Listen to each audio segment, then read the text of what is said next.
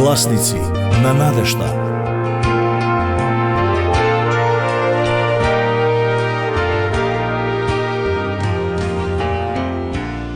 Глава 29. Повеќе од постоење. Нашата земја е преполна со живот, животински живот и растителен живот.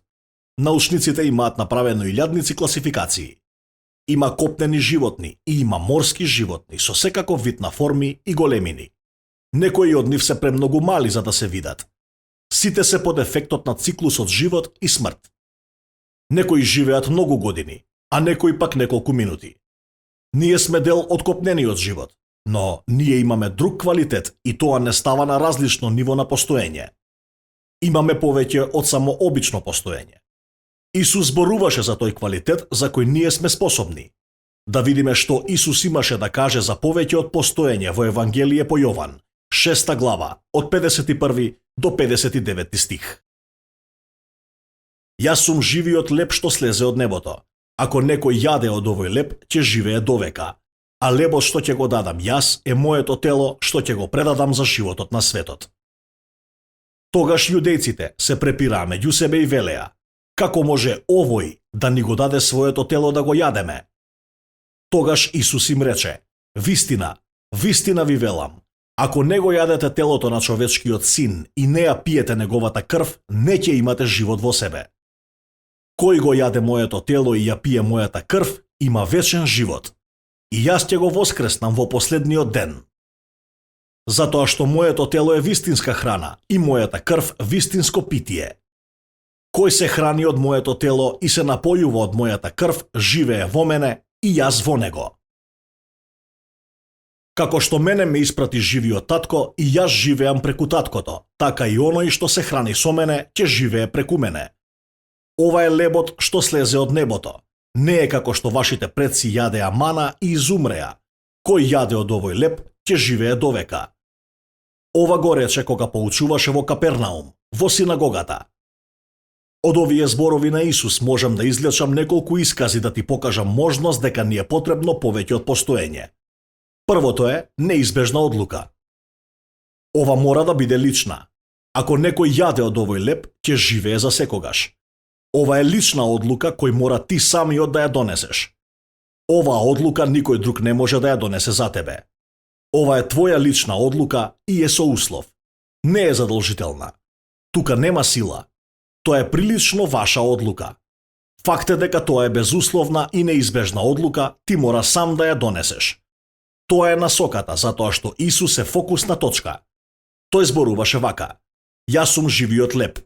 Ако некој јаде од овој леб, ако не го јадете телото на човечкиот син, немате живот.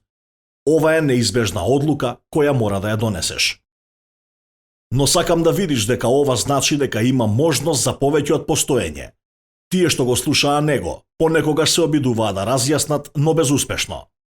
Но Исус јасно стави до знаење дека ова е неизбежна одлука и е индивидуално. Има и втори исказ. Постои нерамномерна одредба. Исус рече: ако не јадете, немате живот во вас. Да се потсетиме на 35 стих. Сето ова е толку убаво. Исус рече: оној кој доаѓа при мене нема да огладне и оној кој верува во мене нема да ожедни. Без тоа искуство нема да има живот. Има нерамномерна одредба, доаѓање и верување. Така рече тој кој се храни со моето тело и се напојува со мојата крв, има вечен живот, и јас ќе го воскреснам во последниот ден. Дали го разбирате тоа дека Исус рече кога ти ќе дојдеш, ти ќе бидеш задоволен? Кога верувате, твојата жед гасне, затоа што моето тело е вистинска храна и мојата крв вистинско питие. Но имајте го на ум стихот 35 кој точно ни покажува како тоа е искусено. Тоа е нерамномерна одредба. Искуството не уверува во врската како што таткото ни го испрати Исус и тој живее според таткото. Така оние кои веруваат во него, живеат според него. Тоа е навистина убаво. Има целосно единство во Исус. Ова е нерамномерна одредба. Тој даде се, за да ние примаме живот со верување. Ова ни дава повеќе од постоење. Ние не сме животни.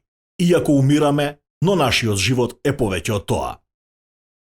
Во третиот исказ ќе видиме неоспорено поседување.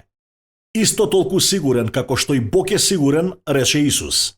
Како што мене ме испрати живиот татко и јас живеам преку таткото, така и оној кој се храни со мене, ќе живее преку мене.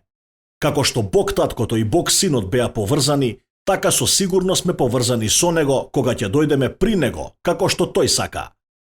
Драго ми е да сведочам дека јас ја имам таа врска. Јас ја имам и сега, затоа што верувам во Исус Христос. Јас доаѓам кај него и мојата жет е изгасната, мојот глад е задоволен. Гледате, маната не беше заштита против смртта. Нивните татковци јадеа мана во пустината и пак умреа. Но Исус рече, оној кој се храни од овој леп, ќе живее за секогаш. Сакам да ти покажам дека ние имаме повеќе од тоа само да постоиме. Овој леп ја снабдува, основата за тоа, повеќе.